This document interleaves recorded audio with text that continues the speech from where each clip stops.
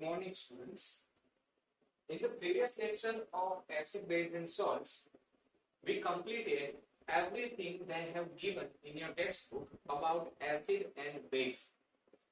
From now, this lecture, we are going to discuss about the salts. Okay. उसके लिए आपकी text book में topic number 2.4 दिया है. Topic number 2.4 more about the salts.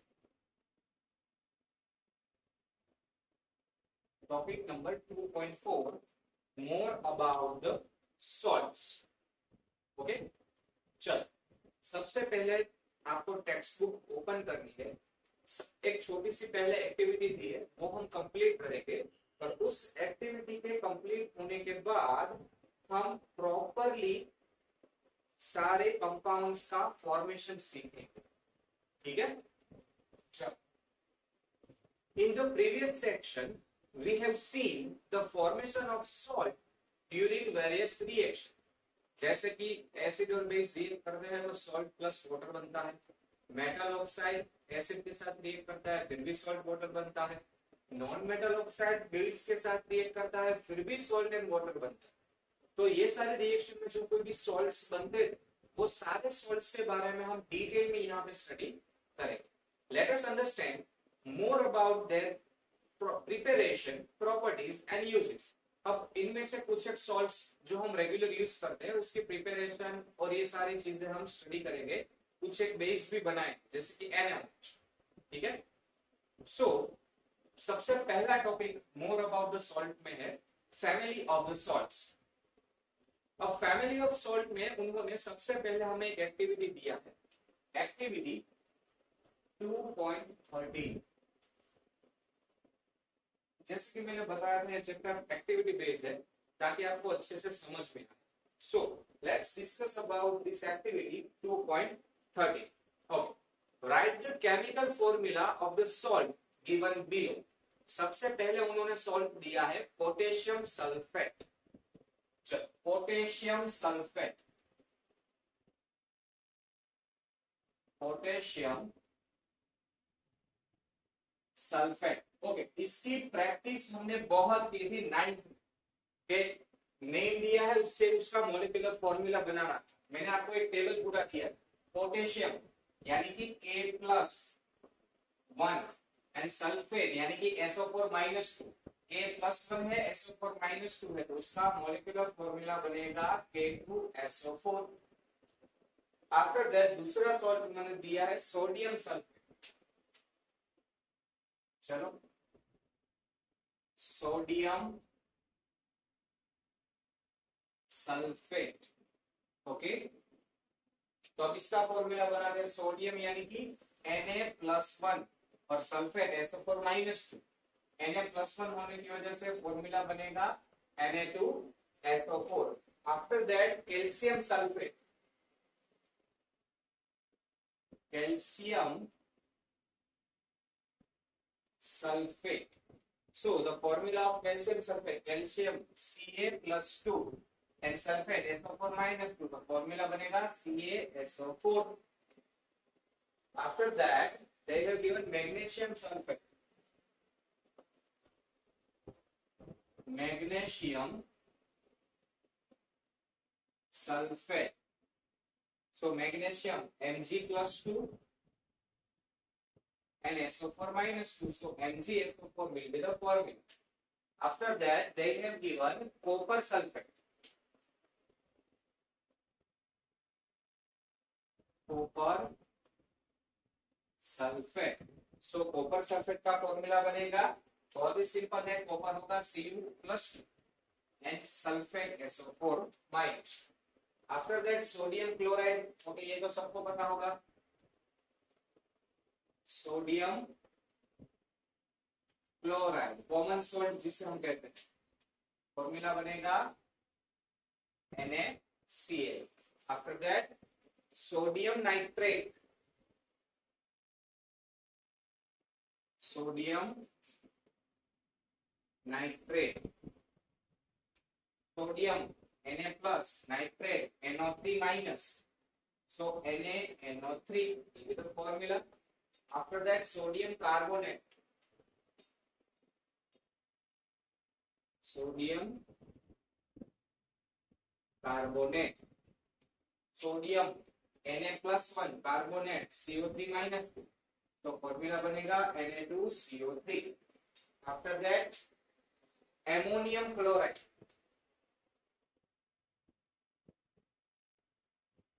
Ammonium chloride. Ammonium NH4 plus and chloride Cl minus.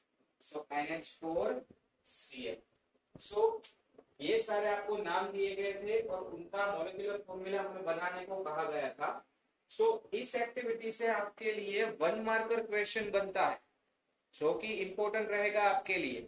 सो आपको ये चीज याद रखनी है कि कौन से सॉल्ट का फॉर्मूला कैसे बनेगा. तो उसके लिए हमें 9th में बहुत सारी प्रैक्टिस की थी. मैंने आपको टेबल भी दिया था कि कौन से पॉजिटिव रेडिकल से उसका नाम क्या है, कौन से नेगेटिव रेडिकल से उसका नाम क्या है. तो वो सारी चीजें आपको अच्छे से अगर याद होगी तो तुरंत आप इसकी फॉर्मूला बना. ठीक है. सो जैसा कि उन्होंने हमें बताया था, हमने उनके दिए गए सॉल्ट्स की मॉलिक्यूलर फॉर्मूला बनाई. अब क्या करना है आगे देखो एक्टिविटी में. Identify the acid and base from which the above salt may be obtained. अब ये सारे सॉल्ट कौन से एसिड और कौन से बेस से बने हैं वो हमें पता करना है. तो सबसे पहले बात करते हैं K2SO4 कौन से एसिड से बना है और कौन से बेस से बना है. ठीक है. चलो K2SO4 तो बेस रहेगा KOH और SO4 एसिड रहेगा H2SO. उल्टा होगा. बेस हमने गलती से आगे लिख दिया. सो K2SO4 में बेस कौन सा होगा, पोटेशियम हाइड्रोक्साइड KOH, और एसिड कौन सा होगा, सल्फ्यूरिक एसिड H2SO. Na2SO4 में बेस कौन सा रहेगा, NaOH, और एसिड H2SO4. वैसे CaSO4 सो बेस रहेगा CaOH ट्वाइस और एसिड रहेगा H2SO4. MgSO4 बेस रहेगा MgOH ट्वाइस, एसिड रहेगा H2SO4. वैसे ही CuSO4 बेस रहेगा CuOH ट्वाइस और एसिड रहेगा H2SO4. चलो अब बात करते हैं NaCl. NaCl के लिए NaOH एंड एसिड रहेगा HCl. NaNO3 बेस रहेगा NaOH और एसिड रहेगा HNO3. नेगेटिव रेडिकल से एसिड बनाना है, पॉजिटिव रेडिकल से बेस बनाना है, ऐसे है. ठीक है. Na, so NaOH will be the base, and CO3, so H2CO3 will be the base. NH4Cl, so NH4OH will be the base, and HCl will be the acid. So जैसा कि उन्होंने हमें बताया था कि ये सारे सॉल्ट कौन से एसिड और बेस से बने हैं, तो हमने वो एसिड और बेस सारे डिराइव किए according to they have asked us. Okay. Salts having the same positive or negative radicals are said to belong in the family. अब जिसके जिसके नेगेटिव रेडिकल सेम है, जैसे कि SO4, SO4, SO4, SO4, SO4, तो ये जो पहले 5 ये सल्फेट फैमिली कहा जाता है क्योंकि ये सारे सल्फेट सॉल्ट, सब में SO4 -2 कॉमन है. सो ये सल्फेट फैमिली हुई. वैसे ही NaCl, NH4Cl, इसमें क्लोरीन है तो ये क्लोरीन फैमिली हुई, क्लोराइड फैमिली. ये 3 जो है वो सोडियम केमिकल है तो ये सोडियम फैमिली हुई. और एक यहाँ पे भी है. तो जहां पे पॉजिटिव रेडिकल कॉमन होगा तो उसके हिसाब से वो उस मेटल का फैमिली कहा जाएगा. नेगेटिव रेडिकल कॉमन होगा तो नेगेटिव रेडिकल का फैमिली कहा जाएगा. ठीक है. For example NaCl, Na2SO4 belong in the family of sodium salts. Similarly, NaCl and KCl belongs to the family of the chloride salts. How many families can you identify among the salts given in the activity? तो एक sulphate family है, sodium family है, chloride family है। Okay, चलो उसके बाद एक और टॉपिक हमें दिया गया है, पीएच ऑफ सॉल्ट्स।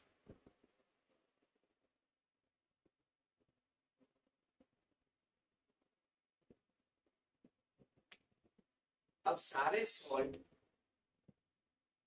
न्यूट्रल नहीं हो, कुछ एक सॉल्ट एसिडिक भी होंगे, कुछ एक सॉल्ट बेसिक भी होंगे और कुछ एक न्यूट्रल भी होंगे। तो हमें आइडेंटिफाई करना है कि कौन से सॉल्ट एसिडिक है, कौन से सॉल्ट बेसिक है, कौन से सॉल्ट न्यूट्रल। और वो कैसे आइडेंटिफाई कर पाएंगे हम? उस सॉल्ट की पीएच से हम आइडेंटिफाई कर पाएंगे कि वो सॉल्ट ओरिजिनली एसिडिक सॉल्ट है, बेसिक सॉल्ट है या न्यूट्रल सॉल्ट। सेम अगेन ये चीज करने के लिए भी उन्होंने हमें एक एक्टिविटी दी है, activity 2.14। So how can we solve this activity using the similar method that we have used in activity 2.13? वही सेम मेथड हमें यहाँ पे भी यूज करते हैं। So let's start this. Collect the following samples. सबसे पहले सोडियम क्लोराइड कहा, अब मैं पूरा नाम नहीं लिखा, सिर्फ फॉर्मूला लिखा, सोडियम क्लोराइड यानी कि NaCl। फिर पोटेशियम नाइट्रेट, दूसरा सोल्ट उन्होंने बताया है KNO3, potassium nitrate. After that aluminium chloride यानी कि Al+3Cl-1, LCl3। जिंक सल्फेट यानी कि ZnSO4। After that copper sulphate यानी कि CuSO4। After that sodium acetate यानी कि CH3COO Na, सोडियम एसिड। फिर sodium carbonate Na2CO3 and at the last sodium hydrogen carbonate NaHCO। और इसके अलावा अगर आपके पास कोई और सॉल्ट है तो वो भी यूज कर सकते हो, जैसे कि K2SO4 है, Na2SO4 है, CaSO4 है, NgSO4 है, CuSO4 तो यहाँ पे है, तो ये हम नहीं लेंगे। ठीक है, NaCl भी उन्होंने बताया है तो ये भी नहीं लेंगे। NaNO3 नहीं है तो ले सकते हैं, CaCO3 है तो नहीं लेंगे, NH4Cl यूज करेंगे। सो टोटल हमारे पास कितने सॉल्ट हुए 2.14 के लिए? 1 2 3 4 5 6 7 8 9 10 11 12 13 14, टोटल 14 सॉल्ट हमारे पास है जिसका पीएच हम मेजर करेंगे इस एक्टिविटी। ठीक है, और इसका पीएच भी यहाँ पे साइड में लिखता जाऊंगा। ठीक है, okay. Check the solubility in water. सबसे पहले हमें इन सारे सॉल्ट की सॉल्युबिलिटी चेक करनी कि वाटर में वो सॉल्युबल है कि नहीं है। चलो, आप NaCl को वाटर में ऐड करोगे, यस, कॉमन सॉल्ट पानी में तुरंत ही डिसॉल्व हो जाए। वैसे ही KNO3 भी पानी में डिसॉल्व होता। अब आती है बात LCl। LCl3 है वो एक कॉम्प्लेक्स चीज है। कैसे कॉम्प्लेक्स है? LCl3 जैसे आप पानी में ऐड करते हो वो रिएक्ट करता है विगोरस, वो सॉल्युबल नहीं होता, वो पानी के साथ रिएक्ट करता है, वो HCl प्रोड्यूस करता है, हाइड्रोक्लोरिक एसिड। उसकी वजह से वो उसके अंदर पूरा डिसॉल्व हो जाता है। तो अभी के लिए हम कॉम्प्लेक्स नहीं बनाते उसे, सिंपली उसको वाटर डिसॉल्व कहते हैं। ठीक है, ZnSO4 पार्शियली सॉल्युबल है, थोड़ा बहुत सॉल्युबल होता है, थोड़ा बहुत नहीं होता। CuSO4 पानी में सॉल्युबल है, सोडियम एसिटेट सॉल्युबल है, Na2CO3 सॉल्युबल है, NaHCO3 सॉल्युबल है। फिर बात आती है K2SO4, ये भी पानी के अंदर सॉल्युबल है, Na2SO4 भी सॉल्युबल है, ये partially soluble. CuSO4 partially soluble, MgSO4 soluble, NaNO3 soluble है, NH4Cl सॉल्युबल। सो दो चीजें ऐसी है जो पार्शियली सॉल्युबल है, ZnSO4 एंड CuSO4। सो हम ये मोस्टली बता सकते हैं कि ये सारे सॉल्ट जो हमने लिए वो सारे पानी के अंदर सॉल्यूबल है, थोड़े बहुत 2 सॉल्ट ऐसे हैं जो पार्शियली सॉल्यूबल, लेकिन सॉल्यूबल तो होते हैं पानी के अंदर, ठीक है। उसके बाद उन्होंने बताया है check the action of this solution on litmus and find the pH using pH. अब हमें पीएच डिस्क्लोज करनी है इसकी। देखो हमें एक्यूरेट पीएच नहीं चाहिए, हम सिर्फ ये बताएंगे कि उसका पीएच 7 है, 7 से कम है या 7 से ज्यादा, ठीक है। यानी कि वो एसिडिक है, बेसिक है, या एग्जैक्टली 7 पीएच कैरी करता है। ओके, चलो सबसे पहले बात करते हैं NaCl। अब NaCl कौन सी चीजों से बना है? NaOH and HCl। NaCl है, NaOH है वो स्ट्रॉन्ग बेस है, HCl स्ट्रॉन्ग एसिड है। जब स्ट्रॉन्ग स्ट्रॉन्ग मिक्स होता है एसिड और बेस, वो हमें न्यूट्रल सॉल्ट देता है।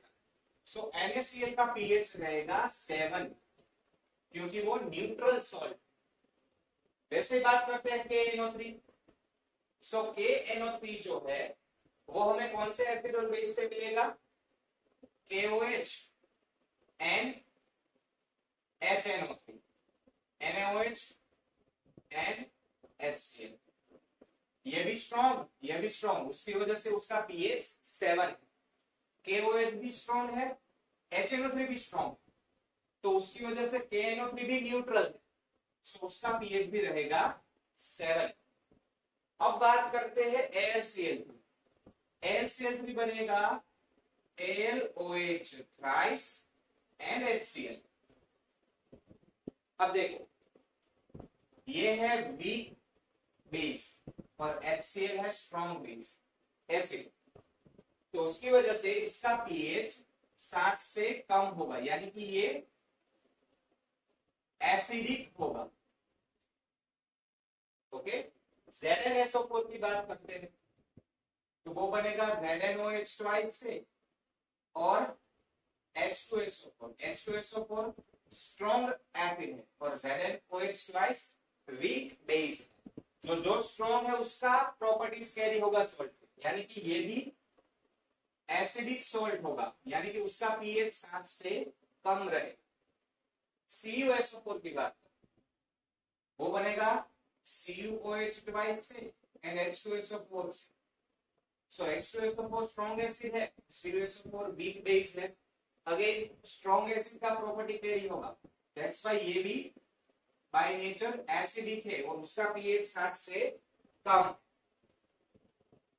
फिर आता है सोडियम एसिटेट, वो बनेगा NaOH से एंड एसिडिक एसिड से।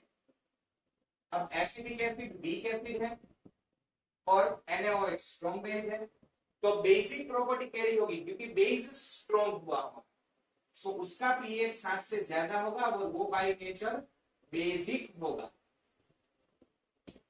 Na2CO3 बनेगा NaOH से एंड H2CO3 से।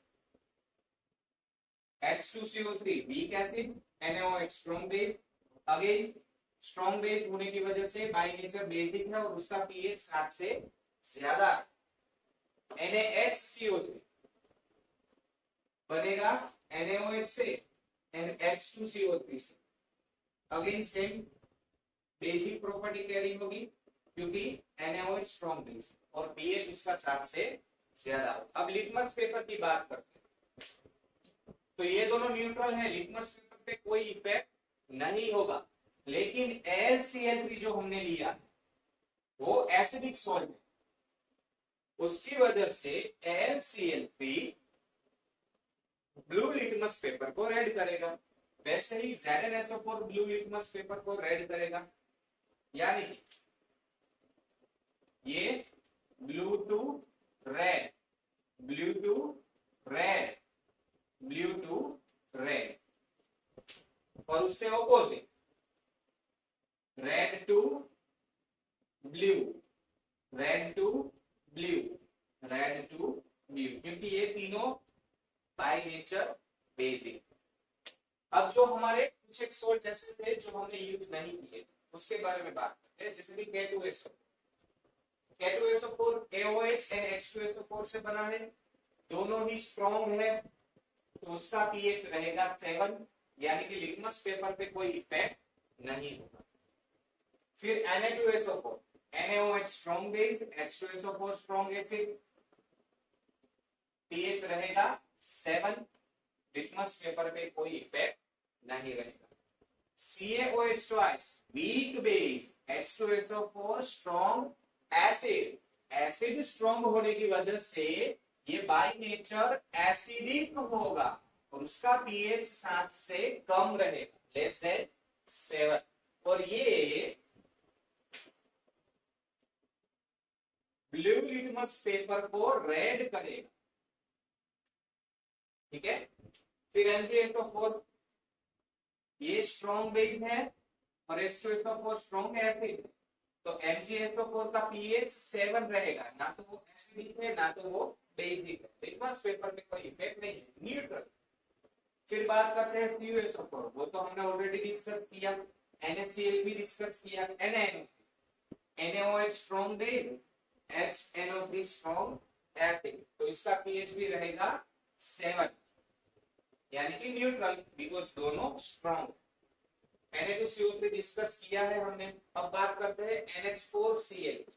सो NH4Cl के लिए NH4OH यूज किया है, जो कि वीक बेस है, और HCl स्ट्रॉन्ग एसिड है, तो एसिड स्ट्रॉन्ग होने की वजह से ये एसिडिक है, इसका पीएच 7 से कम है, और ये ब्लू लिटमस पेपर को रेड करता है, और रेड लिटमस पेपर पे इसका कोई भी इफेक्ट नहीं है। सो अभी तक हमने ऐसी चीजें डिस्कस की है जो कि आपको इतना क्लियरली बता सकती है कि कौन सा सॉल्ट एसिडिक है और कौन सा सॉल्ट बेसिक है। ठीक है। सो फिर से हम टेक्स्ट बुक में आते हैं।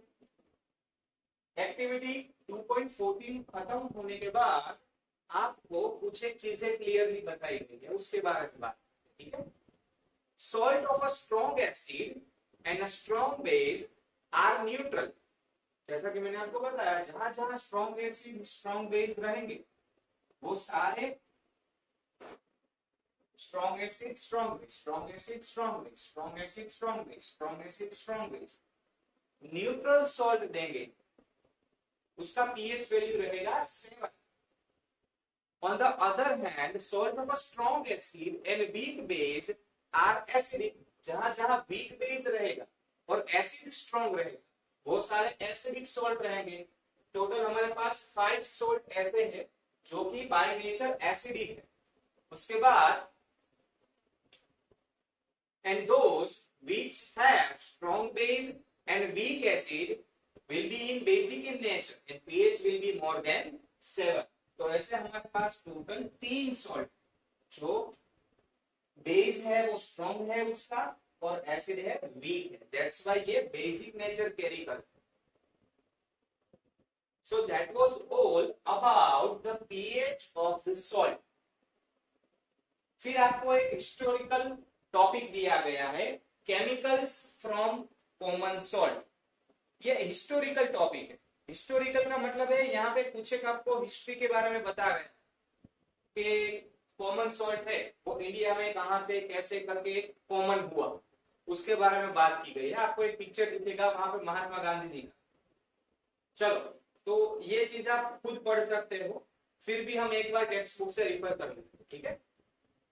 By now you have learned that the salt formed by the combination of hydrochloric acid and sodium hydroxide.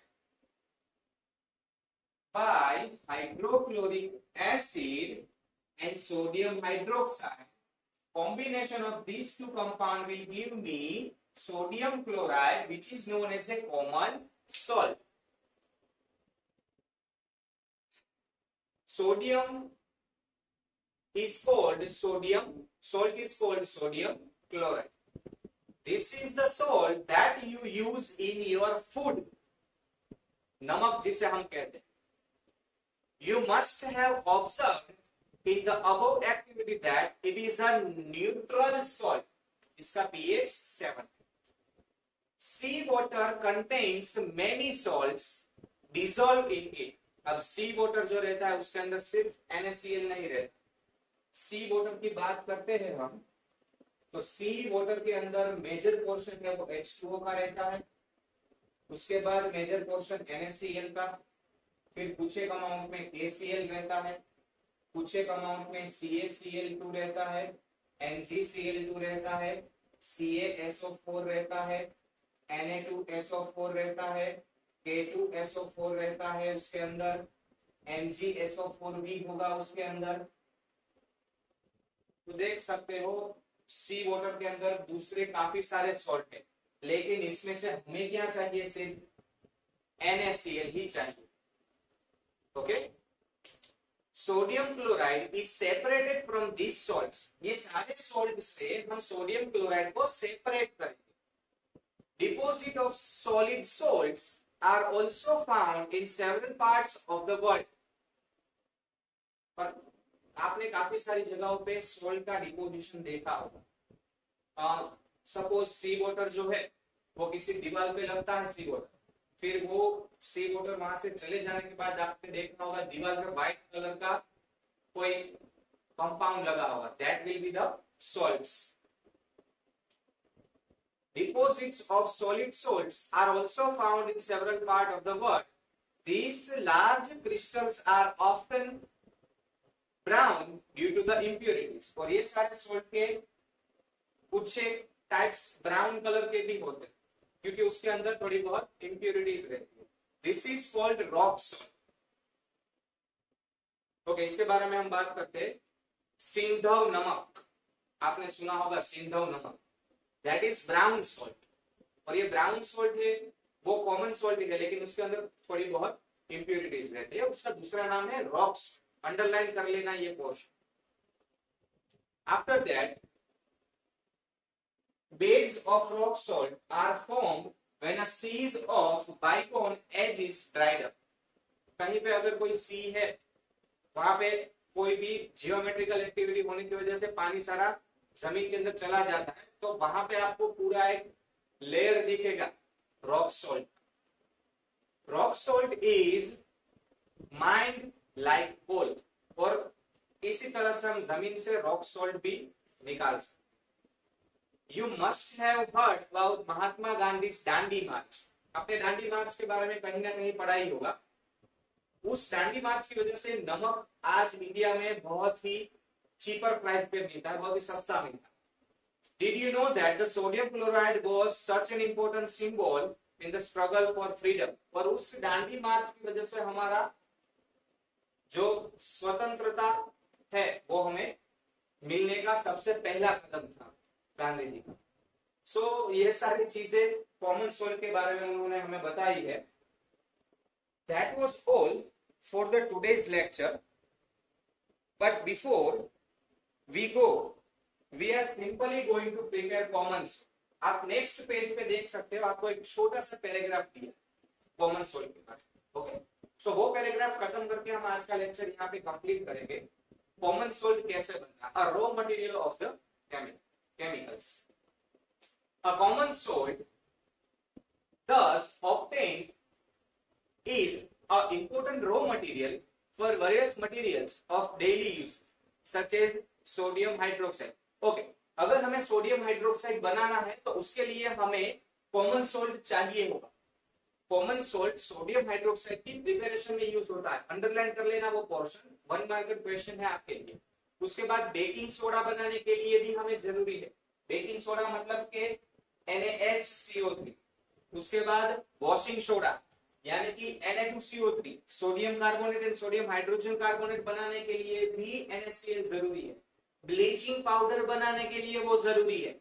And दूसरे काफी सारे कंपाउंड बनाने के लिए सोडियम क्लोराइड बहुत ही जरूरी रॉ मटेरियल हमारे। नेक्स्ट लेक्चर में ये सारे कंपाउंड्स हम बनाएं। सबसे पहले स्टार्ट करेंगे सोडियम हाइड्रोक्साइड से, फिर हम बेकिंग सोडा बनाएंगे, वॉशिंग सोडा बनाएंगे, ब्लीचिंग पाउडर बनाएंगे। ये सारे कंपाउंड्स हम इस चैप्टर में कंप्लीट करेंगे। सो मिलते हैं नेक्स्ट लेक्चर में। आपको ये सारी चीजें 2 बार होमवर्क में लिखनी, खास करके ये दोनों एक्टिविटी। ठीक है, थैंक यू सो मच।